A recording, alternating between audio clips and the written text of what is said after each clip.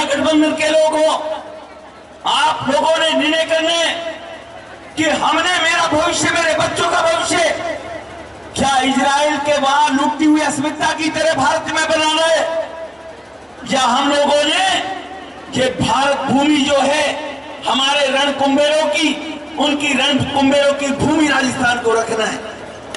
ये हमको निर्णय करना है।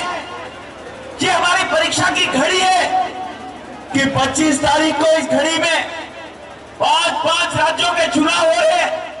5 राज्यों के चुनाव में राजस्थान की धरती, और वहां पर अगर पलायन न करवा दिया जाए हमास के समर्थकों का, तो हमारा जीना ही बेकार है। अगर भेजोगे, मैं आपको विश्वास देता हूं, चाहे मालपुरा हो, चाहे मनिया, ये देवली उनियारा हो, राजस्थान सरकार में आपकी भागीदारी होगी, मैं आपको विश्वास दिलाना चाहता हूं। इसलिए आप लोग इस मौके को चूकना नहीं है, इस मौके को लेकर आगे चलना है। और समय एक बार नहीं, बार बार नहीं आता, एक ही बार आता है। समय की चोटी माथे पर नहीं होती, पीछे नहीं होती है। समय की चोटी, वक्त की चोटी माथे पर होती है। अगर समय हमारे हाथ से निकल गया, फिर पीछे से समय गंजा होता है, वो हमारे हाथ आने वाला नहीं है।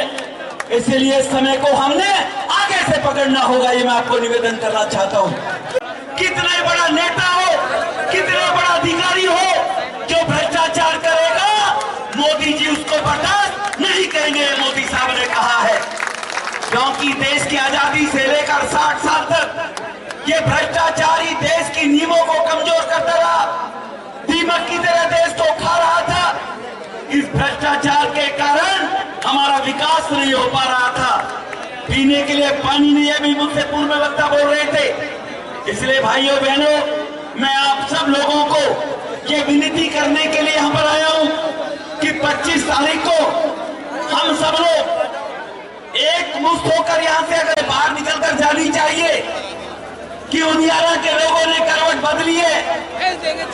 अब वो भ्रष्टाचारी लोगों के लिए राजस्थान में जगह नहीं रहने देंगे। माता बहनों की इज्जत तार-तार होने में राजस्थान के 5 करोड़ मतदाताओं का जो पल हुआ कि राजस्थान भारत देश के अंदर, राजस्थान के लोग भारत देश के अंदर पहले नंबर पर आए कि माता बहनों की इज्जत तार-तार करते हैं।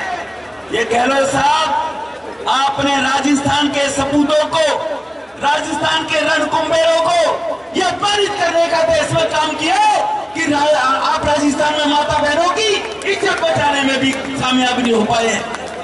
ये जवाब आपको देना पड़ेगा, ऐसी भ्रष्ट सरकार को ये जवाब आपको देना पड़ेगा, जो यहां से करोड़ों रुपया इकट्ठा होता है और करोड़ों रुपया दिल्ली के दर्शन पद में पहुंचता है, और दर्शन पद में पैसा पहुंचने के कारण वो हिम्मत जुटा पाते हैं कि वो देश की विपरीत परिस्थितियों में, देश के विपरीत बोलने वाले लोगों के लिए वो समय समय पर इस बात की बयानबाजी करते रहते हैं। इसलिए हमें अपने खजाने का पैसा भारत की अस्मिता के लिए लगाना है। हमें अपना खजाने का पैसा भारत के मान सम्मान के लिए लगाना है। हमने राजस्थान के टैक्स पेयर का पैसा राजस्थान के विकास के अंदर लगाना है। ये राजस्थान के लोगों को संदेश देना पड़ेगा।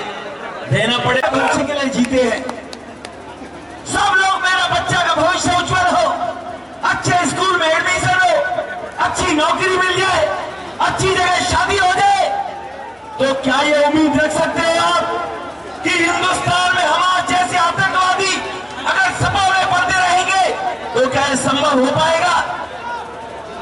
इसलिए भाइयों बहनों,